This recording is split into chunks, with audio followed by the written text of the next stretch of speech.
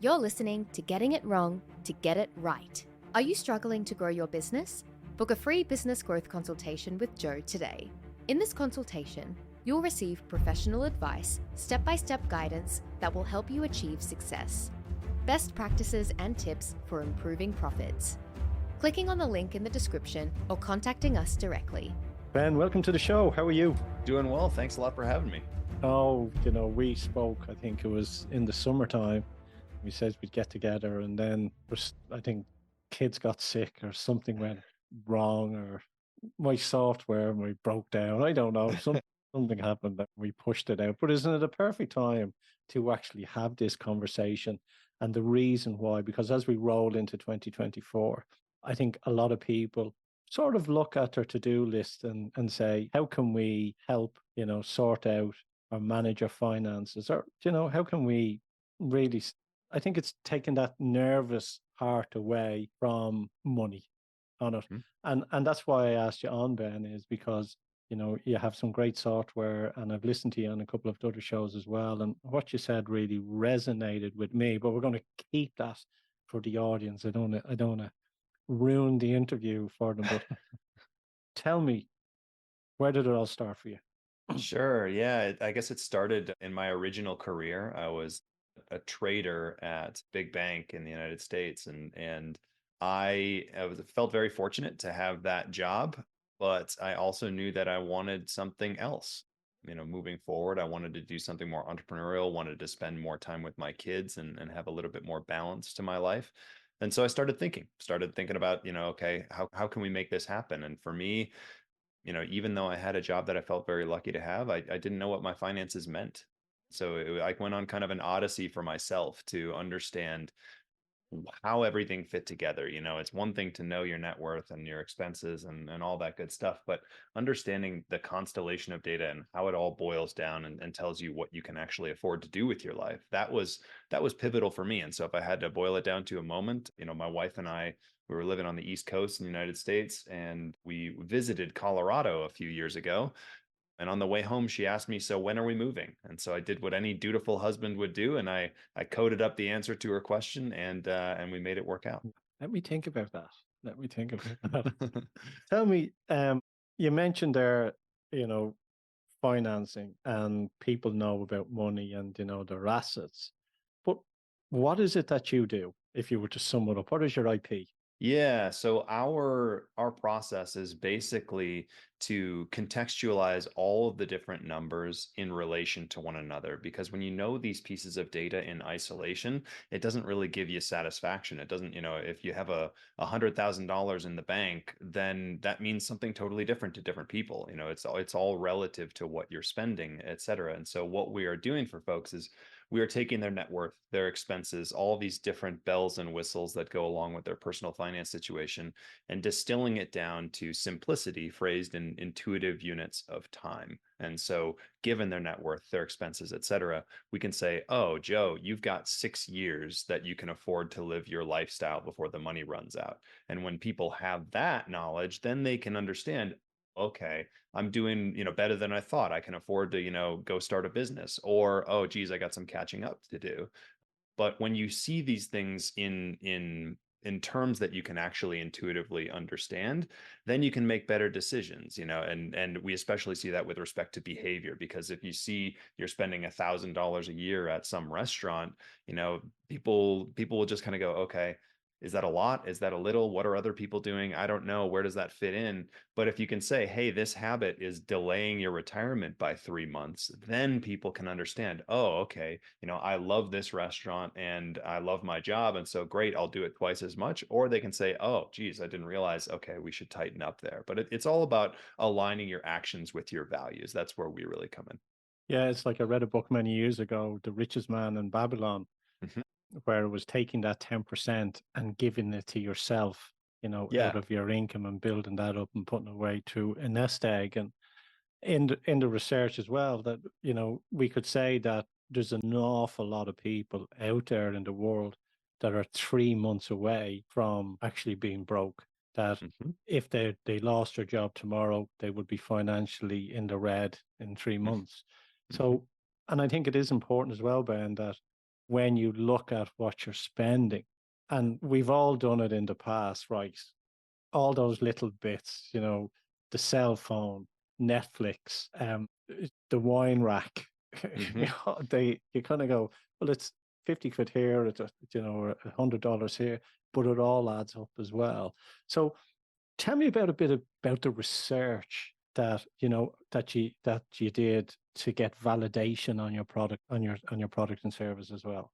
Yeah, it's a process, It's one of the things that nothing can prepare you for. I tried to read a bunch of books about entrepreneurship beforehand, and there's nothing like doing the real thing, because you build a product, that's just step one. And then you put it out in the market and you go, "Oh, okay.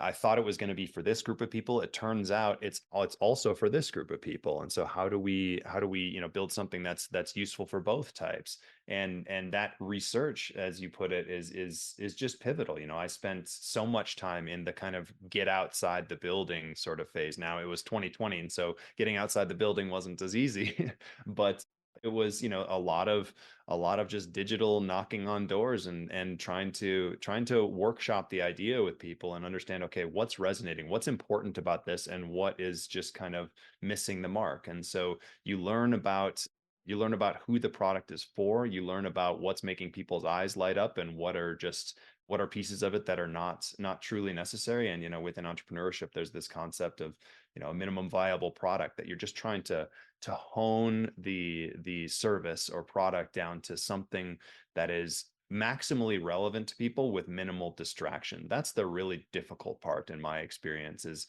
I'm a builder at heart, and so I always want to add more features, add more functionality, and make it do all kinds of crazy tricks. And the reality is, it's really important, especially with people's attention spans these days. It's important to hone it down to the greatest hits, and understand that in a lot of cases, less is more, and you can really do more for people if you provide them with more value and less distraction. And just jumping back to something that you mentioned there, was what was important to people when you were doing the validation. Can you elaborate on that? Yeah. So bring it right back to the top of our conversation, in the sense that when I first understood my finances in terms of time, it really, really, blew my mind. It really changed my perspective on what money is actually supposed to mean, because we're so good at, well, hopefully we're quite good at the first leg of the transaction, which is trading your time for money. But then it's very, very difficult to switch gears and trade your money back for time. You get into this habit of working and accumulating assets. And so when I started to see my money in terms of time, that really moved the needle for me. Now, it remained for me to see, when I brought this product to the market, whether I was just a weirdo, and I was the only one who was going to respond to that sort of framing in terms of time, or whether it was something that was more universal. And so as I started to bring the product to market, and talk with people and understand how they're thinking about this, sure, you get some people who are, who hear, money is time. What are you talking about? That doesn't make any sense. And then you hear plenty of other people who are like, oh, that's the way I've always thought of things. Thank you for finally doing this. And so, like everything, there's a distribution of different people with different approaches. But one thing that we've found has really resonated strongly is this idea of time. It's not just a gimmick or a parlor trick. Once people truly understand their finances in terms of what's actually valuable to them, which is, the most scarce and precious resource of their lives, which is time, that's what's making this leap off the page. That's what's making people understand things differently and make better decisions. Because it's not enough to see things strictly in terms of left brain dollars and cents. It's important to marry that with the wealth of knowledge and intuition that comes from the right brain emotional side, because that's where people make all their decisions anyways. They're going to make them emotionally and then justify them after the fact. Yeah, like we ask questions, from one part of the brain, and we make decisions emotionally. One of the things which I think I'm blessed with, having no debt. So we made a conscious decision, having no car debt or having no credit card debt. And it's amazing when we sort of went through this process ourselves home and stripped it back down to kind of go, we're blessed. I can imagine the people that have car payments or the people that have credit card debt and everything, and what's causing them. The only doubt we have is an asset, which is, but when people use your software, what is it that they're seeing? Is it a case of they go, okay, I know now that if I change my habit in 5 years' time, X will jump or Y will jump to X. hmm Um, what are you doing? What Let me just rephrase this. What is it that you can offer apart from showing the person, okay, you'll run out of money in 6 years? Are you hmm setting intentions for them? Yes, it's a great question. So we don't want to preach to anybody and say like, hey, this coffee habit's a bad decision and you shouldn't do that, because everybody's got different value sets. For every person, they're going to have their own desires that they want out of life, and every person accordingly is going to have different things that are worth it or not according to their values. What we help people do is we help them gain perspective on where it fits into the whole. And so when we say that, it's I'll bring up an example. A lot of people have a very hard time understanding the power of a habit as it relates to the rest of their lives. And so we see this especially, with people who have made some progress financially. Once there's this paradox where if you're making progress with your finances, then the more progress you make, the less it appears to be under your control, because the things that are definitively under your control, that is your habits, don't seem to move the needle. Let's say you make a good decision and you decide to, spend less money on your lunches while you're at work. Well, then by the end of the month, you might save $200. And if you've started to make some progress, you've got a brokerage account and things like that. Then at the end of that month, you come back and you go, okay, I saved $200, but my brokerage account is up or down by $10,000. Why am I doing this to myself? Why am I depriving myself of these nice sandwiches at the office when it's not even moving the needle? But the reality is, when you take this time-based perspective and boil everything into what this means over the long haul, then that $200 is not just $200, it's $200 a month, which is $2,400 a year, which, if you're going to earn 4% real return after taxes, it would take $60,000 invested to endow that habit forever. And so what we do with this time-based approach is we acknowledge the fact that it's not $200 versus 10,000, where what you can control is tiny and what you can't control is huge. It's $60,000 versus 10,000. We're taking the appropriate perspective about the importance of establishing the right habits. And if you let those habits endure throughout the course of your life, then you'll see, if you take the right perspective, that behavior is everything. I could go much further into that rabbit hole, but the idea here is that perspective makes a huge difference in helping people feel a sense of agency and control over their outcomes. There was a gentleman in England who looked at his mortgage and realized that he was going to be paying his mortgage over about 35 years Mhm. and the money that he was paying back. And he said to his wife, he's going to make a conscious decision to pay this off in 10 years. And they basically cut back in everything. Like I think his wife was about to leave him because he was measuring bowls of rice, excuse me, for 10 years. They Yep. were, and what happened was, instead of having a 35-year mortgage, they cleared it in 10 years. And he said, now he is free. So it was 10 years of sacrifice to gain another 25 years of freedom. hmm So on your website, you talk about gratitude and, am I rich enough, and retirement and scarcity and so on. Give me some more details about that, especially with gratitude and, as we know, stop watching inflation is what you say as well. So tell me more about that. I'm really interested. Yeah, it's all about control. It's all about helping people focus on what is actually within their locus of control, and letting the rest, just kind of fall as it may. And so, call it financial stoicism if you'd like. The idea here is you're helping people try to focus on the things where they can actually move the needle. And so, an example of that, I just gave an example of, the brokerage account moving versus, the decisions that you can actually take within your grasp. I think one of the biggest places this is felt is within the idea of balance, because you brought up the gentleman in England. The idea that, for some people it's the right move to cut your expenses and really save up, and so that you can, experience that joy of having 25 years of being free that you wouldn't have had otherwise. And for others, it's a more valuable approach to really to take a more measured approach. One of the ways that I screwed up within my own financial journey is I was wired, in some ways kind of like the gentleman you mentioned, where I felt like it was a sprint to the finish line. Like I felt like I had to really scrimp and save and do everything that I could to trim the fat out of every expenditure that I could. And so that I could, because I had a job that I was lucky to have, but I didn't want to be at forever. And so I felt like I was doing the wrong thing by spending money. Like it was this caveman mentality of like, saving good, spending bad. And like I was just being overly simplistic.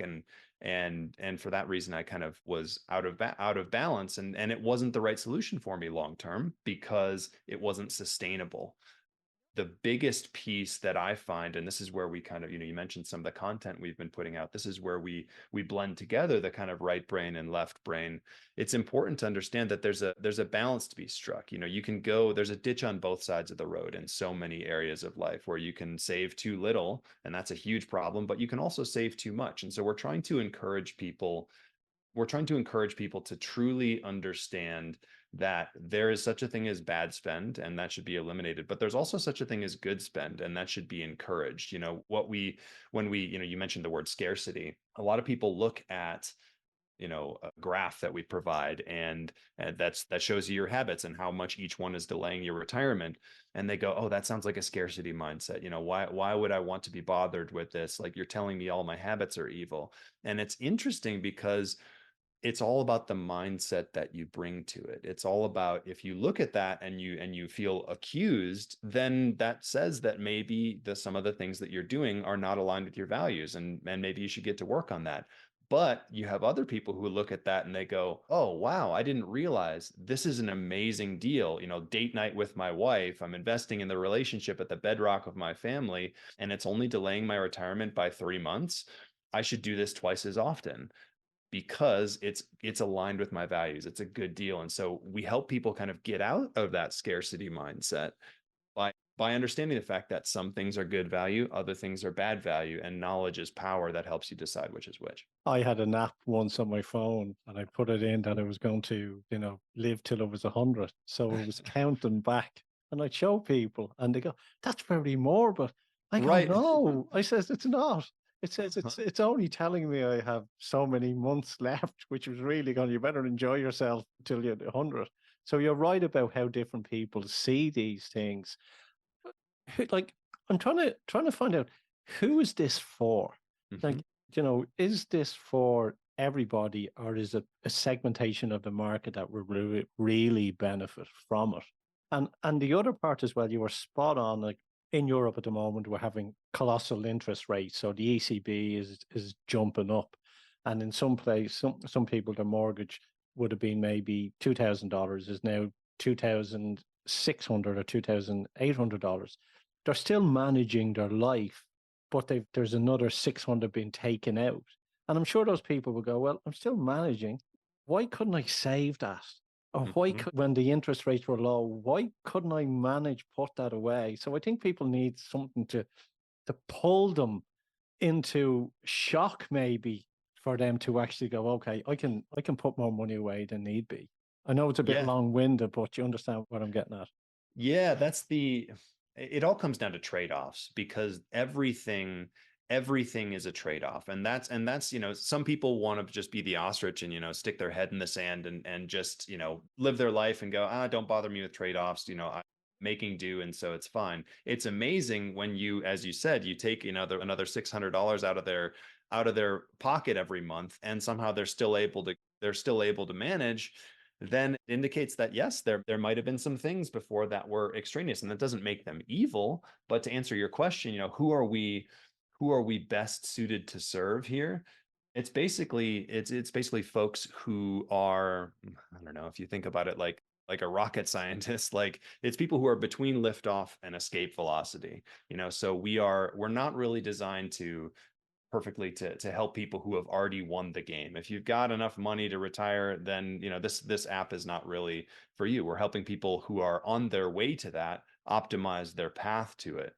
And likewise, we're well suited to serve people who are just trying to get their monthlies the right way around, but it's a different set of solutions. The people go through distinct phases throughout the course of their lives. And so when you just say graduate from school and you're trying to make your way in the world and you're trying to get your monthlies the right way around, that's a different set of problems from when you are steadily saving money and investing for your future. Now, we can help with both of those things, but the short answer to your question is, who are we best suited to solve things for? It's for people who haven't won the game yet, people who want to make sure that they are optimizing their path to retirement and not saving too little money for obvious reasons, but also not saving too much money, because you can take those people who are, scrimping and saving and living well below their means, and sometimes that's suboptimal as well, because you want to make sure that you're striking the right balance there.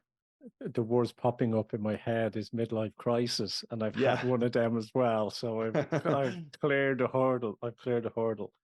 Tell me this: how does it work? Sure. Yeah. The back of the envelope.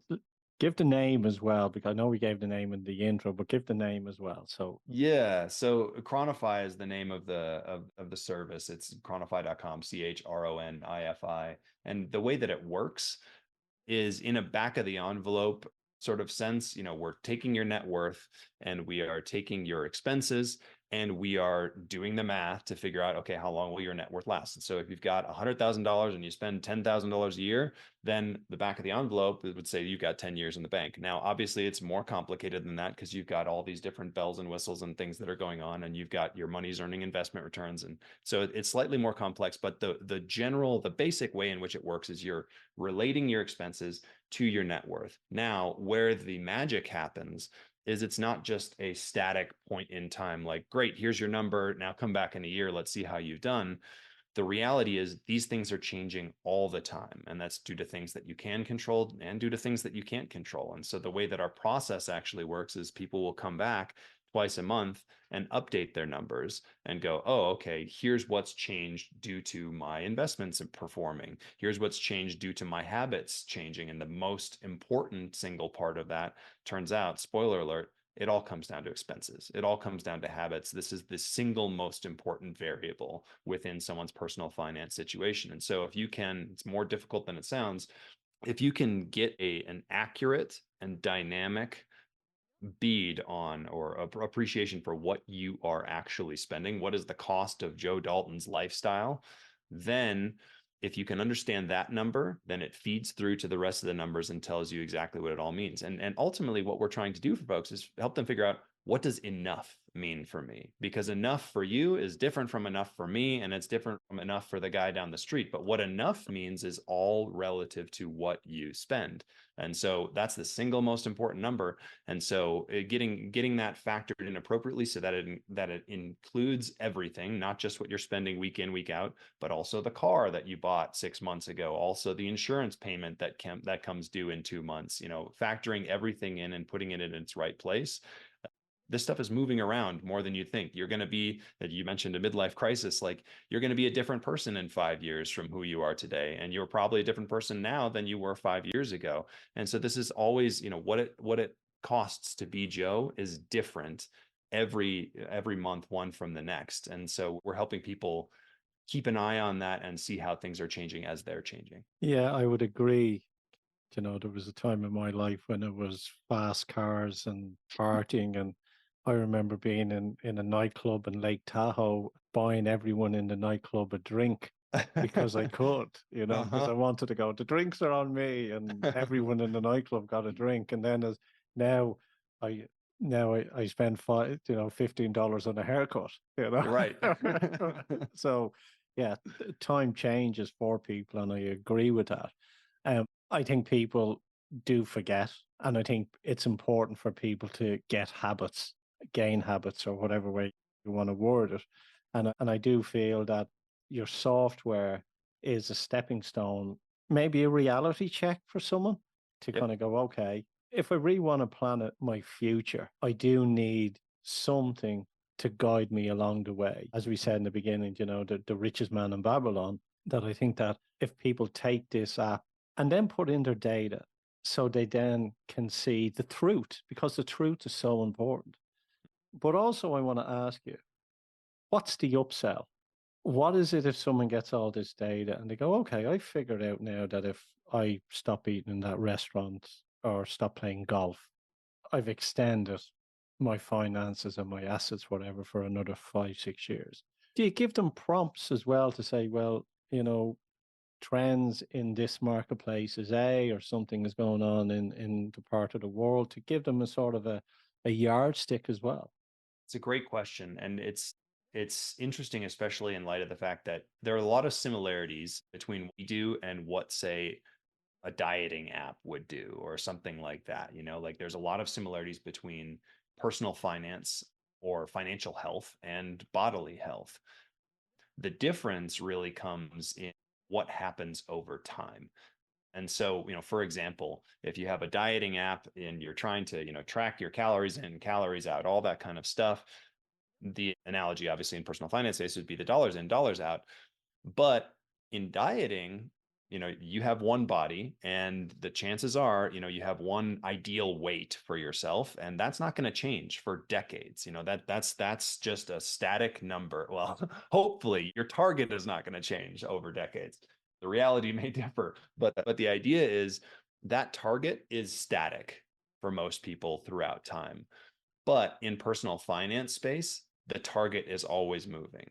You'll have another child and then you'll be thinking about saving up for college for them, or you'll, get married or get divorced or move, or there'll be all kinds of different things, changes that life throws your way. And as we were talking about a moment ago, you will also change in what you desire out of your life. You may wind up having more expensive taste, or you may wind up realizing, like, actually these buying a round of drinks for the folks in the Tahoe bar is not the way that you want to live for your entire life.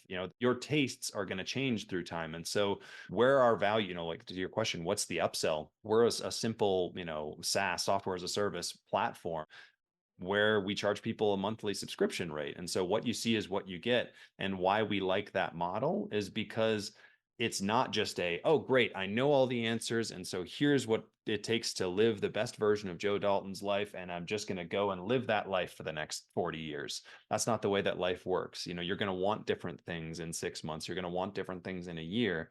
And so, continuing to dynamically solve for the best path forward based on the most recent information that you have is incredibly important. You don't want to be the person who's checking your brokerage account 3 times a day. That's not healthy, and it's going to make you sad. But you don't want to be that ostrich with your head in the sand and never pay attention to anything. So our cadence is set up to help people, kind of get in, get out, get on with their lives. And once they're off and running with the platform, it's 10 minutes twice a month that they can go, okay, I'm on track. Here's how things are changing. Here's what I can do differently. And now get back to living their lives, because nobody wants to spend their 3 hours on Saturday morning in a spreadsheet about their finances. No, unless they're an accountant. Right, exactly. Unless they're me, then they might like it. Here it is. People don't like talking about money. For some way, there's an indoctrination planted into everyone right across the world that talking about money is a dirty word. Yep. And people feel embarrassed, and they feel and one of the biggest causes of breakups is the finances of a household as well. Yep. So I believe, and this is why I think your app is great, because it's the stepping stone to have those hard questions, to have a look at everything, and for it to give you pointers as well of where you could go and where you couldn't go. And I think not only is it great for the data, but I also think it's education. And I think that's where it starts as well, Ben. So well done, Ben. I know you put a lot of work into it. And, as they say, invention is the mother of necessity. And so if someone wants to find you, Ben, or wants to download this app, what steps would they take? Yeah, that's pretty simple. Chronify.com is where you can find us, and it's, what you see is what you get. We don't sell data, we don't sell attention. It's just, if we provide a great service, then great, you keep paying us, and if we don't, then you don't. And so we got a 17-day free trial. So, you can basically sign up and check it out, see if it's right for you without any real risk of, it not being the right fit. Cause then you can always just cancel if it's not what you want. We have also got, as I mentioned, a podcast aptly named the Chronify podcast. And so that's kind of the companion to what we're building. The Cause, the financial app, wizard. yeah, exactly. And so we are, we're trying to not only give people the app, which will, tell them what their numbers are and what their numbers mean, but also educate them on how they should think about these things, how they should think about, am I, in the right job? Am I making the right spending decisions? Should I be spending my time differently, et cetera? Because that's when it comes down to it, what are we trying to do? We're trying to help people live better lives, and that's better is a different thing for everybody, but we're trying to help people figure out a better way to make the decisions that compose their lives. And so that's kind of the way that we go about it. It's kind of a 1-2 punch of the application as well as the podcast. And if people want to catch you on LinkedIn. Yep. LinkedIn is really the only place that I'm active on social. I try to reserve the rest of my time for, for my company and for my family. And so that's kind of the only place where we've really put in a big investment. Last two questions before we let you go and start your busy day. Best business advice you've ever received? I think it would be something that my dad taught me when I was really little. That was, if you can't make it simple, you're not that smart. And so I think simplicity is incredibly valuable. We're just, especially these days, we're awash in data, but really starving for information. And so I think it takes time. It's like writing in a lot of cases. It might take you an hour. There's an old quote, I forget who it's from. Like, I would have written in you a shorter letter, but I didn't have time. It's that type of thought, which I think is really applicable in the business world, that if you really take the time and sand the concepts down to their essence, down to what is most important, I think less is more in many, many cases.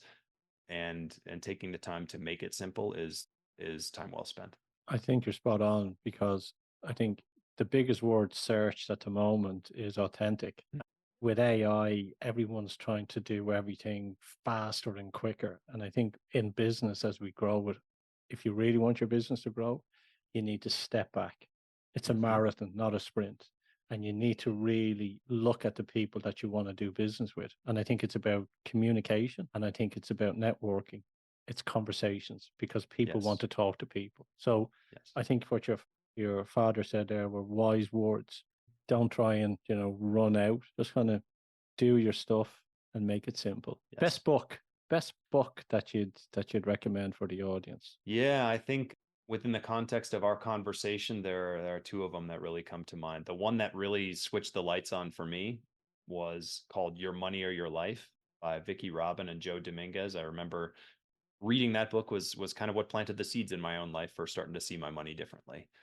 And then there's another one that's more recent that I've really come to like, which is called The Psychology of Money by a guy named Morgan Housel. And that is kind of a very good, in my mind, right brain complement to, it's not just about, the spreadsheet exercise. It's not just about, optimizing how many percentage, points of return you can get.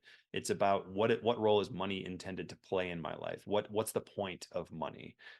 Which for some people can be different from others. And so I think those two are great reads and potentially very impactful for people who are on the cusp of making some big decisions for their lives. I would agree. And also anyone that's interested in our sales book here as well, called Salescraft, which walks through the sales process of the presentation to people, for people who want to close those deals and walk away with a customer from life as well. So that's Salescraft. Ben Miller, it's been a pleasure having you on the show. I wish you all the success, and we'll talk again. Thanks a lot, Joe. I really appreciate the opportunity.